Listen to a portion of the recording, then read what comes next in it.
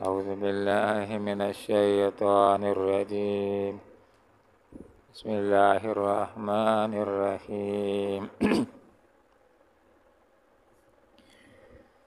إنك لا تسمع الموتى ولا تسمع الصم الدعاء إذا ولوا مدبرين. صدق الله العظيم. سبحانك لا علم لنا إلا ما علمتنا إنك أنت العليم الحكيم.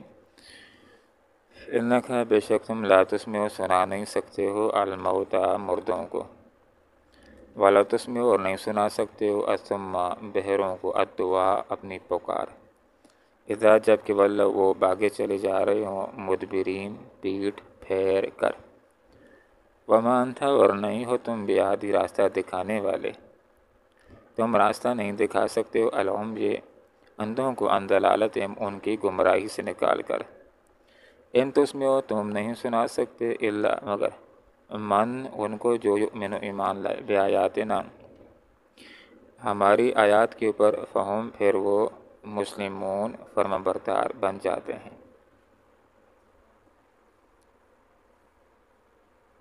دو طرح کے لوگوں کا ذکر ہے، ایک طرح کے لوگ وہ ہیں جو ضدی ہوتے ہیں، اور دوسری طرح کے لوگ وہ ہیں جو معتدل ہوتے ہیں۔ انسانوں کی دو اقسام، ایک ضدی متعصب ہٹ دھرم، پہلے سے ذہن میں یہ بات ہے کہ بس جو بھی ہو مان کر کے ہم نے دینا نہیں ہے، ایک طرح کے یہ لوگ ہیں، اور دوسری طرح کے وہ لوگ ہیں جو معتدل ذہن والے ہوتے ہیں، وہ بات کو سنتے ہیں اس نیت کے ساتھ، اس جذبے کے ساتھ کہ اچھی بات ہوگی تو مان لیں گے، اور بری بات ہو تو ہم سے آخر منوا سکتا ہے تو کون منوا سکتا ہے۔ تو اب جو پہلی طرح کے لوگ ہیں، جو ضدی لوگ ہیں، کافر، کہ جو ماننے کی طرف آ نہیں رہے اور سنتے بھی اس جذبے کے ساتھ نہیں کہ اچھی بات ہو تو تسلیم کر لیں گے، ان کافروں کو یہاں پر دو انسانوں سے تشبیہ دی گئی۔ آپ ذرا غور کریں کہ یہ دونوں ایسے ہیں، کیا یہ حق کی طرف آ سکتے ہیں؟ نمبر ایک، ان کافروں کی کہ جو مان کر کے دیتے نہیں ہیں، جو اس لیے نہیں سنتے کہ اچھی بات ہو تو مان لیں گے، ان کی مثال دی گئی مردوں کے ساتھ۔ اب آپ تھوڑا تصور کریں کہ ایک آدمی جو مر گیا ہے، آپ اس کو دعوت دیتے ہیں، کیا آپ کی بات مانے گا؟ کیا آپ کی بات سن کر کے وہ عمل کرے گا، ایمان لے آئے گا، عمل کی طرف آ جائے گا؟ نہیں۔ تو یہ جو ضدی کافر ہیں یہ مردوں کی طرح ہیں، جس طرح مردے نہیں سن سکتے، ان کافروں کو بھی تم نہیں سنا سکتے۔ یہ اس جذبے کے ساتھ سنتے ہی نہیں کہ حق ہوگی تو مان لیں گے، نہ حق ہوگی تو چھوڑ دیں گے۔ انہوں نے پہلے سے ہٹ درمی کی وجہ سے کہ بس ہم نے اس کی بات کو مان کر کے دینا نہیں ہے، جس طرح کہ مردہ ہوتا ہے کہ اس کو آپ جتنا سمجھائیں مانے گا نہیں۔ اور دوسرا، یہ جو ضدی کافر ہیں، جو ابو جہل جیسے ہیں، جو عاص بن وائل جیسے ہیں، جو اخنس بن شریک جیسے ہیں، جو مقابلے کے اوپر آئے ہوئے ہیں، تو فرمایا ان لوگوں کی مثال یا تو کن کی طرح ہے؟ بھیڑوں کی طرح، اندھوں کی طرح اور گونگوں کی طرح۔ اب تھوڑا سا غور کریں، ایک آدمی جو بالکل اندھا ہے تو کیا آپ اس کو راستہ دکھلا سکتے ہیں کہ یہ اس طرح راستے سے جاؤ، بالکل اپنے ٹھکانے کے اوپر پہنچ جاؤ گے؟ اندھا ہے، کیسے آپ اس کو راستہ دکھلا سکتے ہیں؟ یا ایک آدمی جو بالکل بہرا ہے، آپ اس کو کوئی بات سمجھا سکتے ہیں، مسئلہ سمجھا سکتے ہیں بہرے کو جو بالکل سن ہی نہیں سکتا ہے؟ ان کافروں کی مثال بہروں کی طرح، اندھوں کی طرح ہے۔ حق کی مخالفت کے اندر اپنے دل و دماغ کو اتنا گندا کر دیا ہے، ضد کے اندر، مخالفت کے اندر اتنا اپنے آپ کو بیکار کر دیا ہے کہ ان کی مثالیں بہروں اور اندھوں کی طرح، اور ان کی مثالیں مردوں کی طرح ہوں گی۔ تو کیا آپ مردے کو سنا سکتے ہیں؟ مردے کو آپ کہاں سنا سکتے ہیں؟ تو اس لیے آپ صلی اللہ علیہ وسلم کو تسلی بھی اس کے اندر دی جا رہی۔ تو یہاں پر فرمایا کہ انک لا تسمع الموتى، آپ مردوں کو نہیں سنا سکتے۔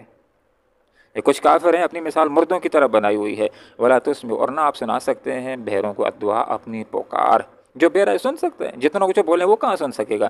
اذا ولوا، اب دوسری بات دیکھیں، ایک آدمی بہرا ہے، آپ اس سے بات کرتے ہیں تو پھر بھی ہو سکتا ہے کہ آپ اگر اس کو نظر آتا ہے، کان کام نہیں کرتے، آنکھیں کام کرتی ہیں، اشاروں سے سمجھا سکتے ہیں۔ اچھا بہرا بھی اور پیٹ پھیر کر آپ سے جا رہے تو آپ اس کو سمجھا سکتے ہیں؟ کبھی بھی نہیں سمجھا سکتے۔ تو اس لیے یہ بات جو ابو جہل جیسے کافر ہے نا، ان کی مثال بہروں کی طرح ہے، اور بہرا بھی ایسا کہ منہ دوسری طرف ہے، اشاروں کے ذریعے بھی آپ اس کو نہیں سمجھا سکتے۔ اذا ولوا مدبرین، جبکہ یہ بھاگے چلے جا رہے ہیں، مدبرین پیٹ پھیر کر، وما انت، اور آپ نہیں راہ دکھا سکتے اندھوں کو دلالتہم، ان کی گمراہی سے نکال کر کے۔ ایک آدمی جو اندھا ہے کیسے آپ اس کو راستہ بتلا سکتے ہیں کہ اس راستے کے اوپر جاؤ، کامیابی کے ساتھ منزل کے اوپر پہنچ جاؤ گے؟ وہ کہاں جا سکتا ہے؟ اس کی تو نظر ہی کام نہیں کرتی ہے۔ علم تو اس میں، ہاں کس کو آپ سنا سکتے ہیں؟ آپ اس کو سنا سکتے ہیں، وہ آپ کی بات کو سن سکتے ہیں کہ جو معتدل ذہن والے، ضدی نہیں ہیں، جو اڈدرم نہیں ہے، جو متعصب نہیں ہے، جو معتدل ہوتا ہے، جو کیسے ہوتا ہے؟ حضرت طفیل بن عامر دوسی رضی اللہ عنہ کی طرح جو ہوتا ہے کہ اپنے علاقے سے آئے تھے، مکہ کے اندر آئے تھے اور طواف کر رہے تھے، اور کافر ان کو بھی ٹکر گئے، جس طرح ہر کسی کو ملتے تھے تو کہتے کہ ادھر ایک شخص ہے، اس کا نام محمد ہے، اس کے پاس جانا نہیں ہے، وگرنہ ایسا بندے کے اوپر نعوذ باللہ جادو کر دیتا ہے کہ آدمی اپنوں کا مخالف ہو جاتا ہے اور اپنے آبائی دین کو چھوڑ دیتا ہے۔ تو ان کو تو آبائی دین کے ساتھ پیار ہوتا تھا، تو کانوں کے اندر روئی بھی لگا دی کہ کہیں محمد صلی اللہ علیہ وسلم کی بات میرے کانوں کے اندر پڑی نہ جائے۔ تو مکہ کے اندر اپنی ضروریات کو پورا کرتا رہا، پھر ایک دن بیٹھ اور اپنے آپ کو ملامت کرنے لگا اور کہنے لگا کہ اے طفیل، اس کی بات کو سن لینے میں آخر حرج ہی کیا ہے؟ اگر اچھی بات ہوگی تو مان لوں گا، اور اگر بری بات ہے تو طفیل تم تو اپنے علاقے کو سردار ہو، شاعر ہو، سمجھدار ہو، تم سے آخر کون منوا سکتا ہے؟ تو معتدل ذہن والا آدمی تھا، آپ صلی اللہ علیہ وسلم کی مجلس میں آ جاتا ہے۔ تو جو آدمی بھی ضدی نہیں ہوتا تھا، معتدل ذہن والا ہوتا تھا، جب آپ صلی اللہ علیہ وسلم کی بات کو سنتا تھا تو ایمان لائے بغیر نہیں رہتا تھا۔ ملاقات ہوئی تو آپ صلی اللہ علیہ وسلم نے اس کا کلام سنا، پھر اپنی بات جس وقت ذکر کی، اسی مجلس کے اندر وہ مسلمان ہوتا ہے۔ تو جو بھی معتدل ذہن والا ہے، جو اس جذبے کے ساتھ رسول کی بات کو سنتا ہے کہ اچھی ہوگی تو مان لوں گا، بری ہوگی تو چھوڑ دوں گا، اور ضرور یہ جتنے لوگ تھے یہ مومن ہو جاتے تھے، اسی کہ آپ صلی اللہ علیہ وسلم کی بات تو حق بات ہوتی تھی۔ تو فرمائے ان تسمع، آپ سنا سکتے ہیں کس کو؟ آپ نہیں سنا سکتے مگر اس کو من یؤمن، جو ایمان لائے بھی آیاتنا، ہماری آیات کے اوپر، فہم مسلمون، پھر وہ فرما بردار بن جاتے ہیں۔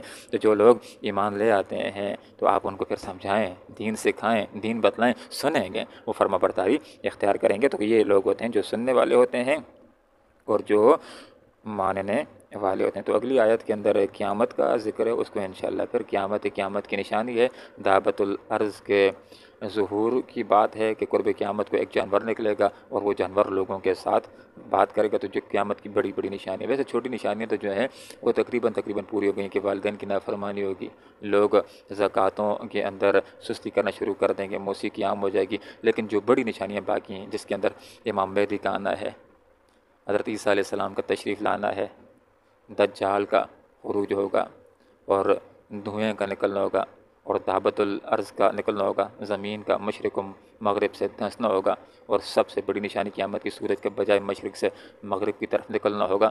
تو یہ جو موٹی موٹی جو 10 نشانیاں ہیں وہ باقی ہیں، باقی جو چھوٹی نشانیاں ہیں وہ تقریباً پوری ہو گئی ہیں۔